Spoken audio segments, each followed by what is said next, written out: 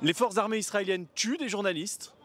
Les forces armées israéliennes ciblent des journalistes. Désormais, elles les diffament une fois qu'ils sont morts, rajoutant l'injure au meurtre.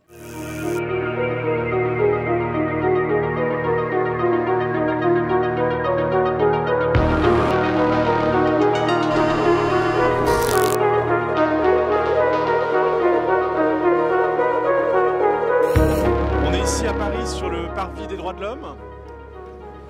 On est également aujourd'hui à Berlin, à Washington, à Londres, à Rio, à Madrid, sur l'avenue principale de Tunis, à Taipei, à Genève, à Dakar, pour dire qu'il faut rendre hommage aux journalistes palestiniens, mais pour dire aussi qu'il faut agir et que les puissances publiques dans les différents pays que j'ai cités ont leur mot à dire, peuvent avoir une capacité d'action importante. L'heure est grave, plus de 130 journalistes ont péri à Gaza, dont 32 dans l'exercice de leurs fonctions, selon les enquêtes que nous avons menées. C'est un conflit d'une ampleur sans précédent pour les civils. Les forces armées israéliennes tuent des journalistes, les forces armées israéliennes ciblent des journalistes. Désormais, elles les diffament une fois qu'ils sont morts, rajoutant l'injure au meurtre. À Gaza et dans la région, pourrait-on dire, on voit que le massacre commis par les terroristes du Hamas a déclenché une réponse très violente et les journalistes en sont parmi les victimes. Alors aujourd'hui, nous voulons alerter l'opinion publique internationale, nous voulons appeler les décideurs publics à agir pour utiliser tous les leviers d'action qu'ils ont pour faire changer les pratiques du gouvernement Netanyahou et des forces armées israéliennes, pour dire notre solidarité aussi avec les journalistes palestiniens dans l'épreuve, dire toute notre colère aussi, parce que rien n'a changé depuis octobre dernier.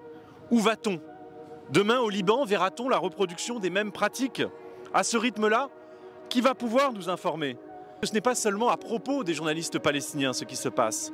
Bien sûr, leur vie est un drame, leur quotidien est une épreuve. Mais c'est aussi quelque chose qui nous concerne tous, nous, citoyens, parce que c'est notre droit à l'information qui est menacé. Ce sont nos yeux que les journalistes palestiniens représentent aujourd'hui et ces yeux pourraient se fermer.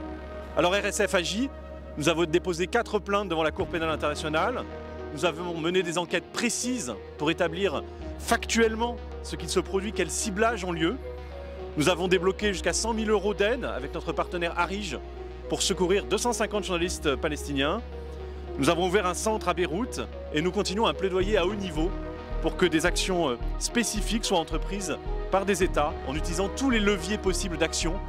Il faut aller plus loin, il faut mettre un terme aux frappes ciblées contre les journalistes, il faut soutenir les journalistes palestiniens dans leurs difficultés, dans leurs drames, dans leurs tragédies, et il faut enfin laisser entrer la presse internationale à Gaza, parce que ce n'est toujours pas le cas, et tout cela commence à être particulièrement éprouvant à vivre pour ces journalistes palestiniens qui se sentent abandonnés.